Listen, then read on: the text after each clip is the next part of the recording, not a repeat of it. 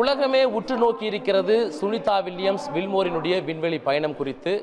விண்ணிலிருந்து அவர்கள் மண்ணிற்கு அதிகாலையில் தரையிறங்கினாலும் கூட அவர்களுடைய கடுமையான இந்த சவால் நிறைந்த பயணம் எவ்வாறு இருக்கிறது, அவர்கள் அடுத்த கட்டமாக என்ன செய்வார்கள் என்பது குறித்து பல்வேறு கேள்விகள் எழுந்திருக்கின்றன. இது தொடர்பாக நாம் மூன் மேன் ஆஃப் இந்தியா என்று அழைக்கக்கூடிய மயில்சாமி அண்ணாதுரை அவர்களிடம் பேசுவோம். சார் வணக்கம். ஸோ ஒரு பெரும் சவால்களுக்கு மத்தியில் வில்மோர் மற்றும் சுனிதா வில்லியம்ஸ் அவங்க வந்து சர்வதேச விண்வெளி நிலையத்திலிருந்து பூமிக்கு திரும்புகிறாங்க. இந்த பயணத்தினுடைய படிநிலைகள் எவ்வாறு இருக்கும், அவங்க எப்படி தரையிறங்குவாங்க?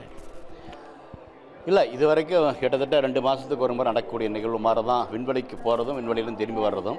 இப்போ வந்து ஒரு விமானம் மேலே ஏறிட்டு விமானம் இறங்குற மாதிரி ஒரு நிலைமை, அந்த ஒரு சூழ்நிலைக்கு தான் இப்போ கிட்டத்தட்ட வந்துட்டோம்.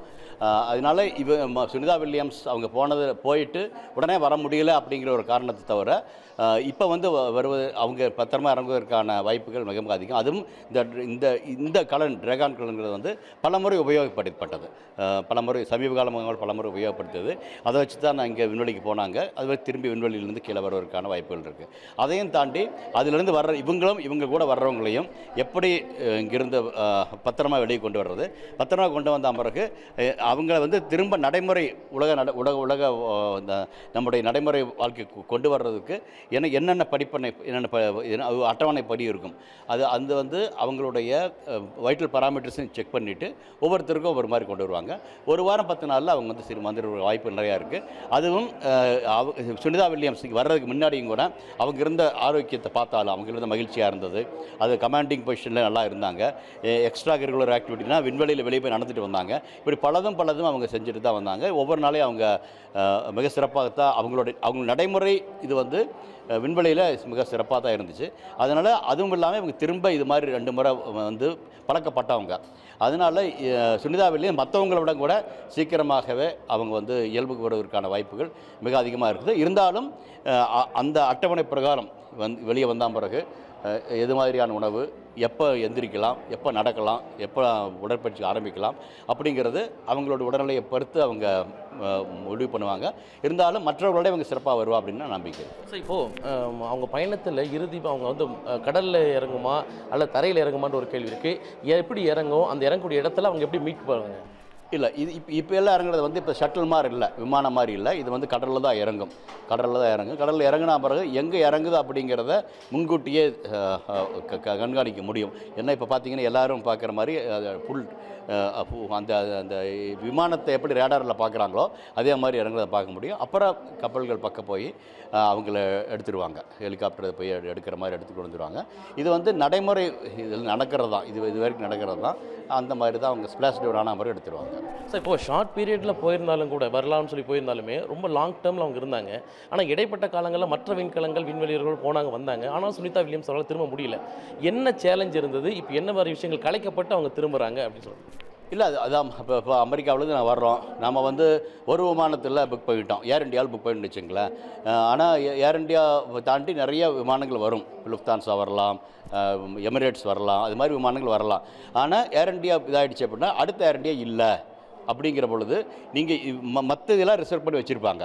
அதே மாதிரி ஒரு வருஷத்துக்கு கிட்டத்தட்ட ஒரு வருஷத்துக்கு தேவையான பயணங்கள் முதல்ல திட்டமிட்டிருக்கும். யார் போவாங்க, எவ்வளோ எரிபொருள் எடுத்துகிட்டு போகணும், அந்த கலனுடைய அமைப்பு எப்படி இருக்கணும், இது எல்லாம் திட்டமிட்டு அது மாதிரி தான் நடந்துகிட்ருக்கும். அதனால் இவங்க போயிட்டு வந்திருக்க வேண்டிய கலன் வர முடியாதனால இந்த முதல்லையே போட்டிருந்தாங்க இல்லையா, அதை இது பண்ணிட்டு பண்ண முடியாது. மற்றவங்கெல்லாம் பிளான் ரிசர்வ் பண்ணியிருப்பாங்க, அவங்கள வெளியே வாங்க நம்ம போக முடியாது இல்லையா. அதே மாதிரி தான் அடுத்து எந்த விமானத்தில் இருக்குதோ அதைத்தான் ரிசர்வ் பண்ணி வர முடியும். கிட்டத்தட்ட அது மாதிரி ஒன்று தான் இவங்களுக்கு நடந்திருக்கு. இப்போ நடந்திருக்கு. கிட்டத்தட்ட 9 மாதங்களில் வந்து அடுத்தடுத்த கலங்கள் வந்து இந்த கலங்கள் இப்படி போகும், இவர் போவாங்க, பயிற்சி எடுத்திருப்பாங்க, அதில் இந்தந்த எரிபொருளெல்லாம் போகும், இந்தந்த உபசாதனங்கள்லாம் போகும், எல்லாம் முதலே திட்டம் இருக்கும். அந்த திட்டப்பிரகாரம் நடந்துகிட்டே இருந்துச்சு. ஓகே, அதனால இவங்க போக முடியல. இப்போ அது முடிஞ்சு கிட்டத்தட்ட ஒரு வருஷம் 9 மாதம் பக்கம் ஆகிடுச்சு.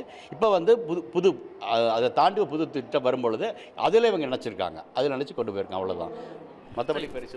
இப்போது புவியீர்ப்பு விசைக்கு இல்லாத ஒரு விண்வெளி பகுதியிலேருந்து புவியீர்ப்பு விசை இருக்கக்கூடிய பகுதிக்கு வந்து அவங்க இறங்கும் போது அப்போ சில மாற்றங்கள் இருக்கும். அது சேலஞ்சிங்கான ஒரு விஷயமா இருக்கும். அதை எப்படி அவங்க கடக்க போகிறாங்க, அதில் இருக்கக்கூடிய திக் நிமிடங்கள் பற்றி சொல்லுங்கள். இல்லை, திக் நிலை இதுக்கு பழக்கப்பட்டவங்க தான் அவங்க. இப்போ நீங்கள் பார்த்தீங்கன்னா தெரியும், விமானத்திலேயே வந்து பெரிய இந்த போர் விமானங்கள்லாம் இருந்துச்சுங்களா, போர் விமானங்கள்லாம் வந்து 2G 3G 4G 6G இருக்குது. அந்த அவ்வளோ வேகத்தில் போகும். அந்த வேகத்தில் போகும்போது அவங்க சமாளிக்க வேண்டிய அவசியம் இருக்குது. அதுக்கான பயிற்சி அவங்களுக்கு இருக்கும். புரியுதுங்களா? அதே மாதிரி இது மாதிரி நடக்கும் அப்படிங்கான பயிற்சிகள் கொடுக்கப்பட்டவங்க தான் அவங்க. அந்த பயிற்சியில் அனுபவம் வாய்ந்ததுனால தான் முதல் கலனாக அனுப்பப்பட்ட ஸ்டார்லைனரில் இவங்க விமானியாக அஸ்ட்ரானட்டாக போனாங்க. காரணமே வந்து அதை பரிசிக்கணும். ஒரு புதுசாக தயாரிக்கப்பட்ட விமானத்தை சாதாரணமான விமானியை வச்சு அனுப்ப மாட்டாங்க. அதில் பயிற்சி பெற்ற விமானியை வச்சு தான் அனுப்புவாங்க. அது மாதிரியான பயிற்சி பெற்ற ஒரு வீரர் தான், விண்வெளி வீரர் தான் சுனிதா வில்லியம்ஸ். அதனால தான் அவங்க அனுப்பிச்சாங்க. அதனால் இவங்களுக்கு வந்து இது மாதிரியான பயிற்சிகள் இது மாதிரி இருந்துச்சுன்னா தாங்கக்கூடிய உடல் திறன் இருக்குது, இது இருக்கும். ஆனால் அது இல்லாமல் மெதுவாக இங்கிருந்து போகும்போது அதே பிரச்சனை தான் இருக்கும். ஈர்ப்பு விசையில் இருக்கிறாங்க. ஈர்ப்பு விசையிலேருந்து ஈர்ப்பு விசையில் இடத்துக்கு போகும்பொழுது அங்கேயும் உடல் அதுக்கு தகுந்த மாதிரி பழக்கப்படுத்திக்கணும். அதுக்கான இதுகளை அவங்க தயார்படுத்துங்கிறது தான் போயிருக்காங்க. அதே மாதிரி திரும்பி வரும்பொழுது திரும்பி இதாகும். இதுக்கு வந்து நம்முடைய உடம்பு தயார்படுத்துவதற்கான நேரங்கள் கொடுக்கப்படும். அதுக்கான நேரங்கள் கொடுக்கப்படும். அதற்கான பயிற்சிகள் கொடுக்கப்பட்டிருக்குது. அதனால் அவங்க சரியாக வந்துடும். இப்போ இறங்கின உடனே அவங்களோட உடல் பொறுத்த வரைக்கும் என்ன மாதிரி மாற்றங்கள் இருக்கும்? அவங்களுக்கு என்ன மாதிரி பிகினிங் ப்ராக்டிஸ் அவங்க ரெகுலர் லைஃப்க்கு எப்படி கொடுப்பாங்க? இதில் மாற்றங்கள் அப்படிங்கிறது வந்து அதாங்க. அதாவது உடனே எந்திரிச்சு நிற்க முடியாது. உடனே எந்திரிச்சு நின்னா அப்படின்னா இப்போ இதயம் வந்து அங்கே வந்து கிராவிட்டி இல்லாத பார்த்துருக்குது. ஒரு பம்ப் இருக்குது. ஒரு பம்ப் வந்து இப்போ வந்து கிராவிட்டியை தாண்டி கொடுக்கணும். ஈர்ப்பு விசையை தாண்டி பம்ப் பண்ணணும். ஈர்ப்பு விசை இருந்துச்சுன்னா, ஈர்ப்பு விசை இல்லாத இடத்துல அப்படி இல்லை. அதனால அதனுடைய ஏழைப்பழு குறைஞ்சிருக்கும். முதல்ல போனது ஒரு மாதிரி இருந்திருக்கும். அது பழக்கப்படுத்திடுவாங்க. அப்போ வந்து அங்கே ஈர்ப்பு விசை இல்லாதனால நம்முடைய இதயமே இயங்கக்கூடிய வகை வித்தியாசமாக இருக்கும். ஆனால் இங்கே வந்தால் பிறகு இதை பண்ணணும். அதனால தான் உடனே எந்திரிக்க மாட்டாங்க.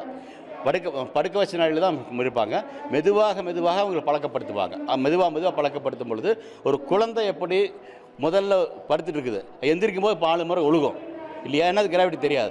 அப்புறம் 4 முறை நடக்கும்போது 4 முறை ஒழுகும். கிட்டத்தட்ட அந்த நிலைமைக்கு தான் போவாங்க. இவங்க கிட்டத்தட்ட குழந்தை மாதிரி நிலைமைக்கு தான் போவாங்க. ஆனால் உடல் வந்து அதுக்கு தகுந்த மாதிரி எடுத்துக்கும். கடைசி ஒரு கேள்வி. நீங்கள் வந்து ஒரு விண்வெளியில் பெரிய சாதனை செஞ்ச ஒரு நபர். இப்போ இந்திய வம்சாவளியை சார்ந்த ஒரு பெண் ஒரு லாங் டேர்ம் லீட் பண்ணியிருக்காங்க. இந்த தருணத்தை ஒரு இந்திய விண்வெளி ஆராய்ச்சியாளரும் ஒரு பெண்ணை ஒரு இந்த அளவுக்கு சர்வதேச அளவில் ஒரு பெரிய சாதனை படைச்சவரும் எப்படி பார்க்குறீங்க? உங்கள் கருத்தை மட்டும் சுனிதா வில்லியம்ஸ் குறித்து பதிவு.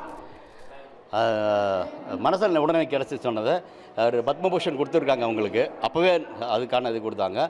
இப்போ அதை தாண்டி போயிட்டாங்க. பத்மபூஷன் பாரத் ரத்னா மாதிரி அவங்க கொடுக்க தகுதி இருக்குன்னு நினைக்கிறேன். ஏன்னா இப்போ வந்து செவ்வாய் கிரகத்துக்கும் கூட மனிதனால் போக முடியும் அப்படிங்கிற ஒரு இதை வந்து அவங்க இது மாதிரி தெரியுது. ஏன்னா 9 மாதங்களுக்கு பயணம் தரம் செவ்வாய் கிரகத்துக்கு போகிறது. அது போக முடியுமான்னு பெரிய கேள்விக்குள் இருந்துச்சு. இப்போ 9 மாதங்கள் கடந்தவங்க இங்கே பத்திரமா வர்றாங்க, ஆரோக்கியமாக வர்றாங்கிற பொழுது அந்த பயணம் கூட பண்ண முடியும், மனிதனால் பண்ண முடியும் அப்படிங்கிற ஒன்றுக்கு வந்து நடக்கும் பொழுது அதுக்கு ஒரு சான்றாக சுனிதா வில்லியம்ஸ் இருப்பாங்க அப்படிங்கிற மாதிரி பார்க்குறேன். அதையும் தாண்டி அவர் ஆண் பெண் அப்படிங்கிறத தாண்டி இந்த கலன் 9 மாத கலனில் வந்து அவங்க கமாண்டராக வேறு இருந்தாங்க.